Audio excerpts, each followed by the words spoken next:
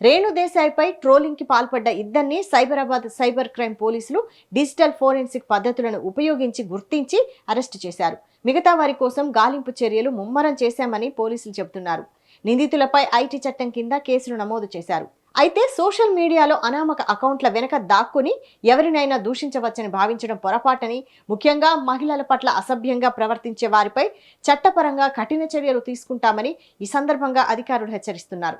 అయితే తనకు ఆన్లైన్ వేధింపులు ఎక్కువయ్యాయని, తన సోషల్ మీడియా పోస్టులపై కావాలనే కొందరు అసభ్యంగా ట్రోలింగ్కు పాల్పడుతున్నారని, తనపై సోషల్ మీడియా వేదికగా కొందరు వ్యక్తులు పనిగట్టుకుని అసభ్యకర కామెంట్లు చేస్తున్నారని, తప్పుడు కథనాలను ప్రచారం చేస్తూ వేధింపులకు గురి చేస్తున్నారని రేణు దేశాయ్ పోలీసులకు ఫిర్యాదు చేయడం జరిగింది. ముఖ్యంగా వీధి కుక్కల సమస్య వంటి సామాజిక అంశాలపై ఆమె స్పందించిన తర్వాత ఈ వేధింపులు మరీ ఎక్కువయ్యాయని ఆమె తన ఫిర్యాదులో పేర్కొన్నారు.